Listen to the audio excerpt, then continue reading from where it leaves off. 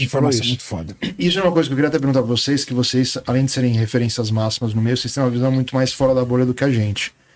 Porque assim, a gente não pode ser hipócrita aqui também e achar que os hormônios não fazem parte do fisiculturismo, ainda mais em âmbito profissional, que a gente comenta. Não tem como a gente fingir que isso existe. Eu queria saber de vocês, qual a opinião de vocês, qual que é o limite de o quanto isso tem que ser falado. Porque a gente, porque assim, só para complementar, porque assim, a gente expõe de uma forma muito explícita, acho que até demais muitas vezes, mas o que a gente recebeu de mensagem esses dias, de gente falando: desisti de competir porque eu vi o que aconteceu com os atletas aí com vocês, deixei de hormonizar porque eu vi o que acontece. Cara, muitas mensagens. O que teve gente que procurou, o próprio Dr. Alexandre, que veio aqui, cardiologista, só vindo do Monster, foram mais de 3 mil pacientes que ele recebeu, um médico. Nossa. Um médico só. Fora os outros que a gente recebe mensagem de outros médicos. Então assim, a gente, por ter essa forma aberta de falar, obviamente, dos benefícios, mas também dos malefícios, a gente acabou ajudando muita gente a abrir os olhos e procurar essa ajuda. Qual que é o limite, né? Quando tudo isso aconteceu com o Gunley, eu comecei a receber ligação da Globo, Record, CNN, UOL, G1, todos os canais, querendo que eu me manifestasse sobre o que aconteceu. E a pergunta mais comum entre todos era: a banalização, será que não veio pelo excesso o excesso de exposição? Tipo, falar muito ao ponto de banalizar. A minha resposta foi para ela o seguinte: se o seu filho tiver curiosidade sobre droga, você vai conversar com ele ou você vai deixar para outras pessoas saberem? A pergunta, para mim, a minha visão é o seguinte: não é sobre falar. Porque muitas vezes, eu garanto pra você, sem saber, eu garanto pra você que a maior parte do público do Monstercast não é usuário de esteroide. Pior que não é. Sempre que a gente faz enquete, a maioria não é. Sabe por quê? Porque os mais curiosos não são os usuários. Porque os usuários, assim como o Paulo Musso disse, acham que sabem demais. Acham que sabem demais. Então, a informação, pelo menos a minha visão, tá? A informação gera na pessoa a alimentação da curiosidade, o mais importante, a conscientização dos colaterais. Então eu acho que não está sobre falar, eu acho que está sobre brincar. Então, tipo, muita brincadeira, muito meme, muito abuso, a romantização do tipo assim. Como o GH15 fazia. Exato, velho, porque aí cria em você, talvez, a sensação do tipo seguinte: na gente, é o que eu falei lá no começo, na gente não, cara, é macaco velho. Mas no garoto, do tipo assim, se não for desse jeito, não vai ser. No cara empolgado, você disse. Se não for desse jeito, não vai ser, entendeu? O pior exemplo que eu acho que a gente pode usar aqui, que também já faleceu, Boston Lloyd. Esse é o cara que veio para tentar mostrar o que se fazia no máximo de performance somente com drogas, mas sem nenhuma responsabilidade. Tanto é que ele morreu, acho, com 25, 26 anos. É esse aí que eu rolei. Essa parte é a parte ruim, entendeu? Ah, esse menino, cara, eu fiz uma avaliação nele.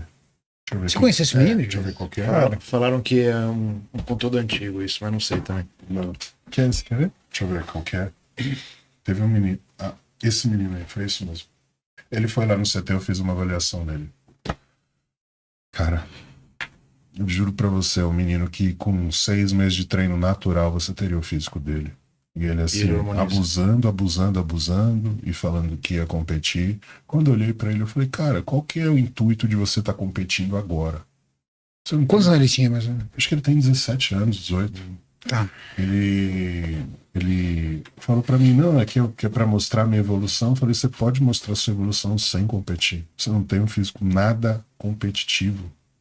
Eu não desanimei ele, mas eu falei que a caminhada é longa e que ele tá longe de chegar num físico competitivo. Eu acho que a pessoa, quando ela sobe num palco, ela tem duas opções. Ou ela sobe para poder ali mostrar a curva de evolução que ela teve sem uma ambição de ser competitivo. Eu acho legal.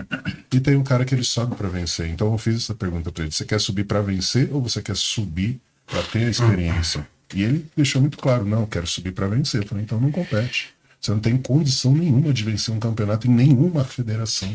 Você não tem um físico competitivo nem na Men's Physique. E ele sabe que eu tô falando isso pra ele. Eu não preciso ficar falando o nome, mas ele sabe exatamente porque eu tô falando isso pra ele. Então ali eu vi o quanto que o que estava acontecendo com o nosso esporte. O Muzi falou até sobre o jiu-jitsu. No jiu-jitsu, a gente vê um cara hoje se formando com 6 anos, 8 anos, ele já tá em faixa preta. Isso era impossível na nossa época. Sim. Entendeu? Mas assim, tudo muito imediato, tudo muito vendável, tudo muito feito para se vender. Então, qual que é o intuito de uma pessoa estar se expondo desse jeito com essa idade? A um nível de substâncias, de gramas de hormônio, sem contar as outras substâncias, em prol de uma competição. Então, assim, deturparam totalmente o esporte. O nosso papel é exatamente falar sobre, alertar e mostrar que não. Eu tive atleta que parou de falar comigo, cara, por anos. Atleta famoso. Porque eu falei pra ele, ó, você vai fazer isso daqui. Eu fiz isso quando eu tinha 20 anos. Você tá querendo me enganar. Não quis mais saber de treinar comigo. Vamos mexer num vespeiro mais foda ainda, porque o pessoal acha que se não tá postado... Eu acho que tem uma questão de rede social importante. O pessoal acha que se não tá postado na rede, não existe. E eu gostei quando você falou foi uma sacada boa você falar da pessoa. Mostra a sua evolução, mas você não tem que Não precisa competir. Pode fazer o pré-contest, off-season. Você lembra do Ulysses World? Sim, Lembro. O cara nunca tinha competido. Ele foi entrar numa competição muito tempo depois, e eu não lembro se ele foi bem ou não. Parece que até não foi. Mas, cara, ele tinha um físico sensacional, não precisava nem competir. Ele já estava bem. Agora, o que eu acho que eu acho que a gente vai mexer no assunto, a galera tem curiosidade também. Quando o Renato e o Júlio foram pra Growth e eu fiquei na Max, a maior mensagem que eu recebi da galera: ué, parou de falar com o seu amigo, ele não era seu irmão? Cara, continua, só não é pro teu bico. A gente se fala no telefone quase todo dia, né? Cara, quer dizer, se a gente não tá mostrando que a gente tá junto, não tá junto, a gente não é mais É a amigo. percepção da internet, né? Então, Verdade. a Porque é o rede que eles social, ela trouxe, desculpa, Rê, a rede social, ela trouxe uma realidade fictícia que ela é mais conveniente do que a verdadeira.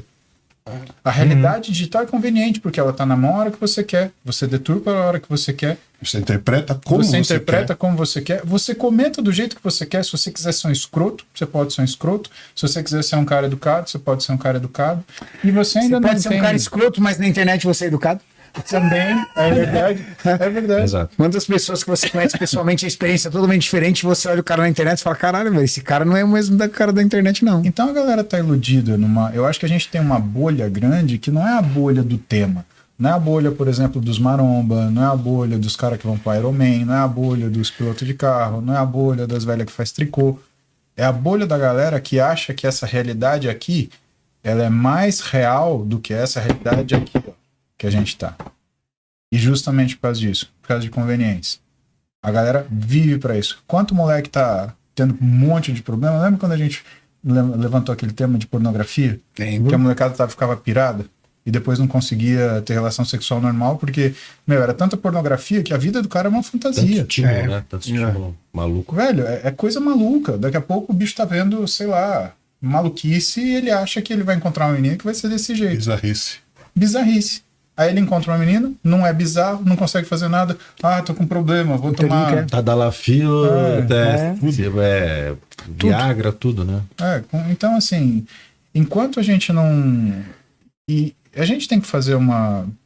Igual o Renato fez com a... Eu entendo o jeito que eles estão pensando. A ponderação que ele fez foi muito boa. Porque a rede social é uma coisa muito nova. Agora, eu, Renato, Júlio... Vocês têm quantos anos? Quantos anos você tem? Eu vou fazer 36 já, também estamos... Tô 34, Todo mundo velhinho. é master já aqui na mesa. Cara, 34. eu acho que vocês viveram pré-internet. Sim, com certeza. Musculação, sim. Vocês têm... Eu lembro, a gente falou no último episódio, acho que eu passei com você, acho que era 2008, 2010. Verdade. Eu passei com o Muzi há 15 anos atrás, mais de 15 anos atrás. Então, vamos pensar o seguinte, tá? A gente conheceu o que era... O meta era o Rodolfo Pérez, de nutricionista, e o Muzi de médico. Era o meta. O Valdemar Guimarães de treinador. Fudeu, velho. Essa era a Mas tríade você vê- dos sonhos de qualquer marombeiro na época. A gente conheceu uma época de realidade que é o que o Renato levantou, da revista, da coisa impressa, do cara a cara, da gente ter que conhecer o cara, a gente tinha que ir na palestra para tirar foto do sujeito. Pô, quando vinha aqueles gringos pra cá pro Brasil, você lembra que a gente ia tudo de fã, vocês viram o post dos caras. ficava de boca aberta, nossa, cara, blá, blá, blá, blá. Era assim. O pessoal hoje tem mais falta de realidade do que a realidade. E na palma da mão. Eu paguei caro pra ver o Ronnie Coleman levantar um peso no supino lá, falar meia dúzia de coisas e ir embora. Em 2008, lembra? Falar meia dúzia de coisas e ir embora, velho. Esse era o simpósio dele. Ele pegou lá, você lembra? Botou lá um supino, levantou um supino lá meia dúzia, fez uma rosca alternada lá, falou meia dúzia de abobrinha e foi embora, velho. Esse era o simpósio do Ronnie Coleman. Hoje você entra no ChatGPT, ele vai esmiuçar tudo pra você. Mas assim, a minha visão é assim. Juventude não pensa em saúde. Não pensa em saúde. É normal, velho. Você só enxerga isso quando você fica mais velho. Renato, Juventude não é pensa. só juventude. Isso que é foda. Eu vejo cara da nossa idade, sênior, que nem a gente, tendo o mesmo... Cara, mas não tem como. Você acha que na sociedade... Ou é o cara que cuidou muito, moleque, e agora tá... Mas vamos falar estatisticamente falando, né? Estatisticamente falando, quando você passa dos 40 anos, você fica mais bundão. Eu tive moto esportiva e aí quando eu já comecei a falar assim, moto, tal, você fica mais preocupado. Molecada, meu irmão. A gente ia pra balada, virava à noite, ia pro trabalho direto, caramba, não é bundão, é que você já não acredita mais nas coisas. Com 40, cara, você fala assim, você tá fudendo, você deve me dar 30 quilos de músculo em 2 meses. Você já passou também. E aí tem uma outra coisa. Existe uma curva de aprendizado também em cima disso, né? Você fica escolado, você fica cascudo. Fica mais matuto, assim, essas coisas. E aí essa juventude, ela tem acesso a uma informação que nós não tínhamos. Não tem nem comparação. Não tem. Hoje eles têm acesso a dinheiro que na minha época eu não tinha também. Os moleques estão com grana, velho. O mercado tá com dinheiro. Cara, eu não sei de onde. É verdade. O mercado tá com dinheiro. Na internet. A internet hoje, o rico não é um cara mais velho. Hoje a internet faz um cara ficar rico em 3 anos, irmão. E 4 anos. Aquela coisa que o cara tinha empresa que era do bisavô, do avô. Hoje o cara lança um produto de tech aí, deu certo, ele vende a empresa por meio bi e acabou. E o padrão de riqueza mudou, porque antes o cara ganhava 10 mil, já era um cara bem sucedido. Hoje o cara mendigo. O cara é um mendigo. Se tivesse um carro, você era o cara. Não, você tá maluco? Na onde você já sai com a mina de carro, né, velho? Você era um monstro. A mulher, ela sabe a marca do carro. Dependendo do carro, ela não vai. Tipo assim, mas por quê? Não basta ser o 911, tem que ser o 911 Turbo S. Não, é só você ver. Turbo S, picadura, tá na lapila. Você entra no Instagram, aquelas entrevistas, você pra namorar um cara tem que ganhar quanto? As meninas falam 30, 50, 100 ponto, velho. Não, é 50 pra cima, velho. O padrão tá muito louco. É rede social. Porque a gente não vê mais o cara, é o nosso vizinho. A gente vê o Dan Bilzerian lá com um jatinho. Com 30 mulheres. 30 mulheres ganhando. Tudo alugado, mas fazer o quê? Ganhando 2 milhões numa noite no poker. Falando que é no poker, ele acabou. Exato. E você se sentindo merda. Exato. Esse é o rolê. A vida da Virgínia hoje é o meta pra toda mulher brasileira. Aí se a mulher não tem essa vida, ela é infeliz. Ela é uma merda, ela é infeliz. Exato. Depressão, velho. E aí veio um grupo de jovens que virou espelho. E os meninos são ótimos comunicadores e eles conseguem construir muito foda uma comunidade. E essa comunidade deles é muito poderosa, só que a molecada que tá acompanhando eles é tudo cabeça pequena, velho. Os moleques são cabeça pequena, porque eu já fui cabeça pequena. Entendeu? Júlio, você moleque, a gente só não tinha dinheiro, velho. Se a gente tivesse dinheiro, velho, a gente tinha feito muita merda. É sério, velho. É sério.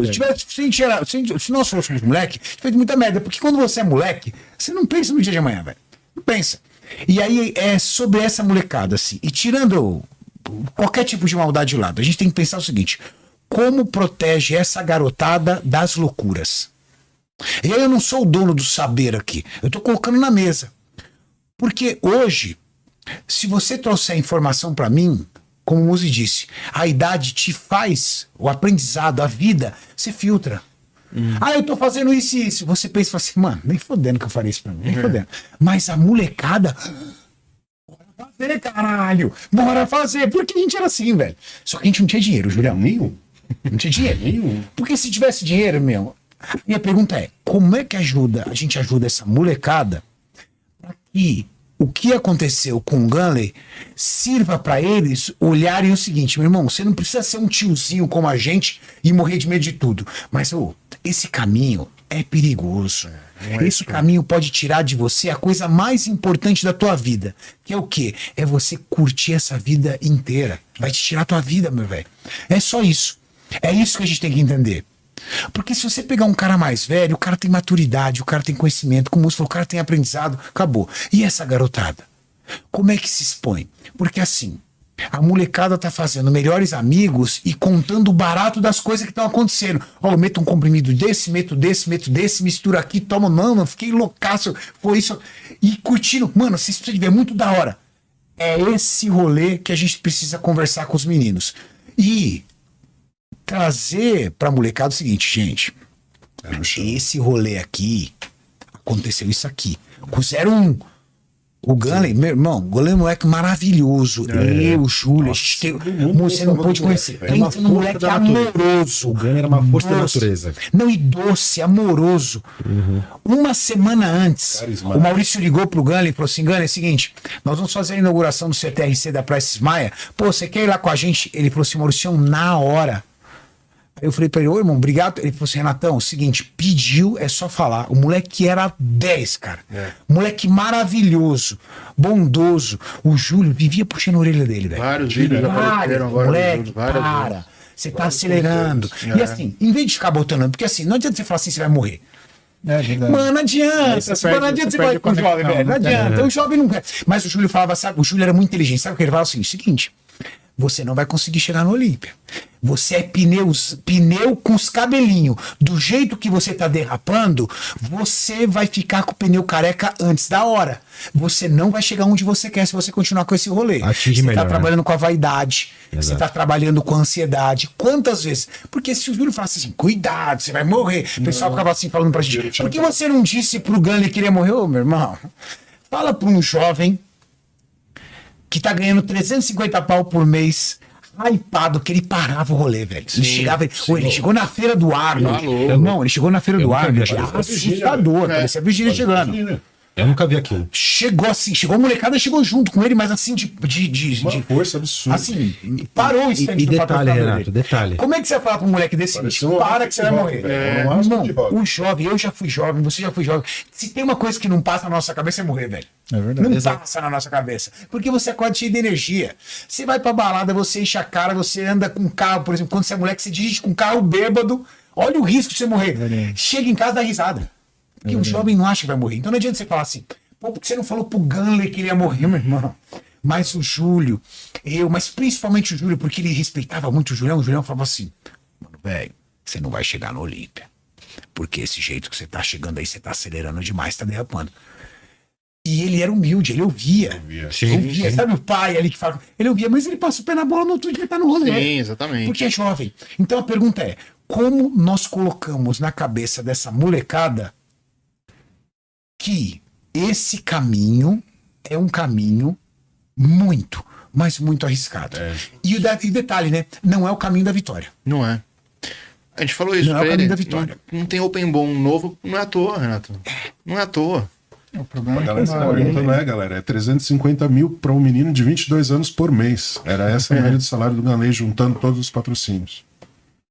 Eu li algumas coisas que, sabe, É mesmo, né? me deixam desanimado, assim. Eu vi um menino comentar um negócio assim. Como é que ele falou? Ah, é melhor morrer como um rei do que viver como um desconhecido. Ah, não. não.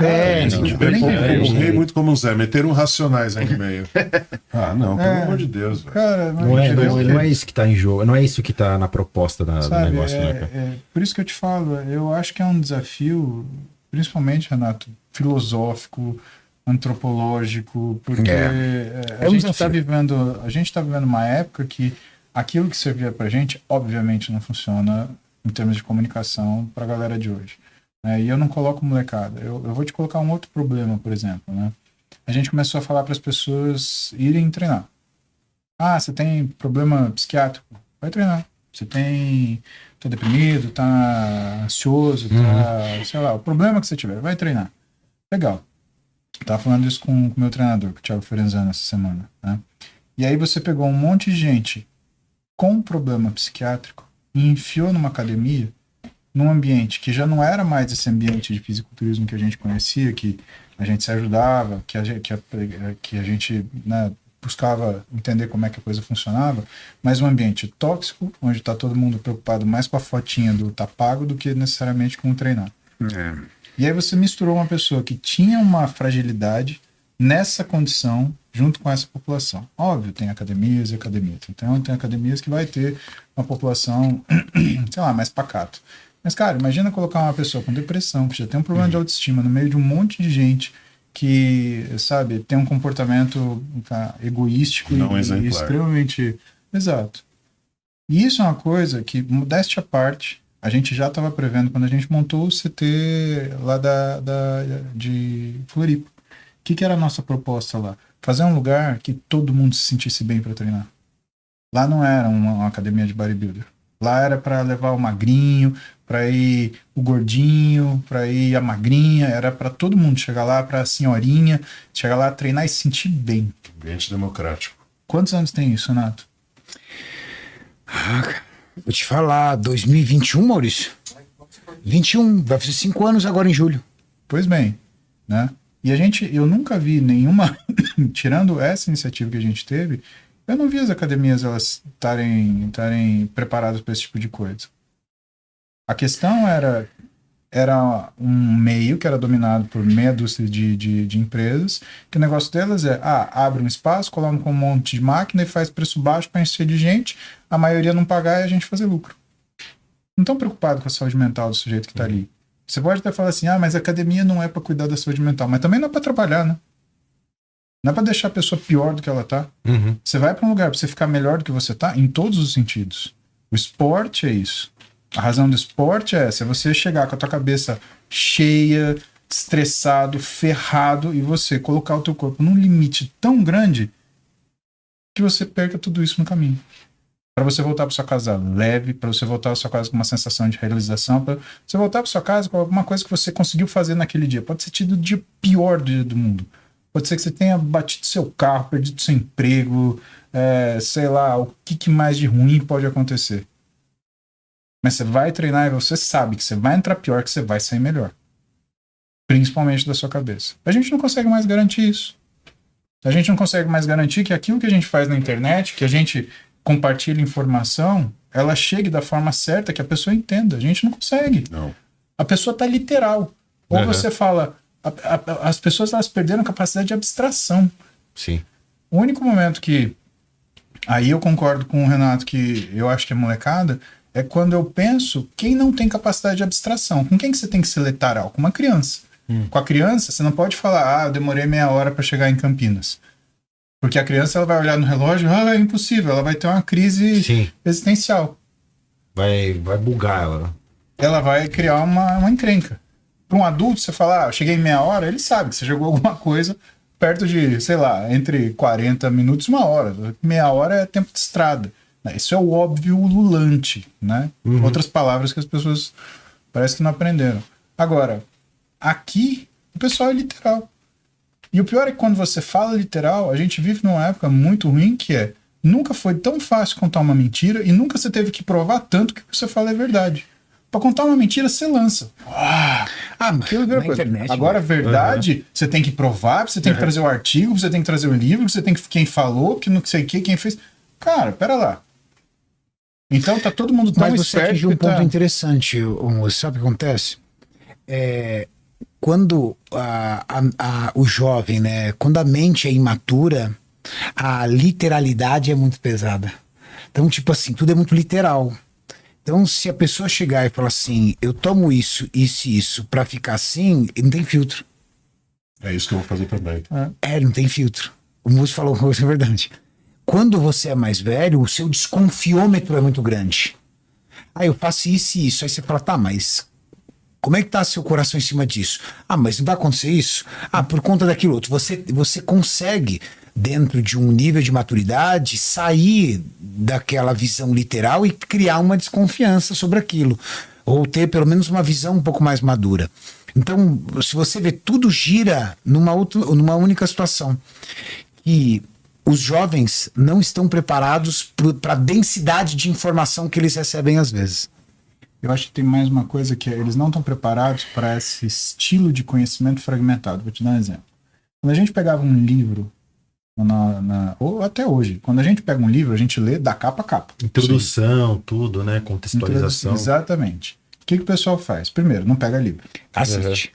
Exatamente. E mais do que assistir, o cara corre só pra parte que ele que interessa. Também. Então ele pega aquele pedaço assim, e pode ser que você esteja falando, olha, isso é um veneno que mata em 15 segundos, porque ele entra no seu metabolismo de respiração celular, porque é o cianeto, porque não sei o quê. Se tem 15 segundos que fala assim, isso aumenta 5 kg de massa muscular, o cara fica, nossa, cianeto aumenta 5 kg de massa muscular. Não, animal, isso é um veneno, sabe? Então, assim... É o problema do corte também.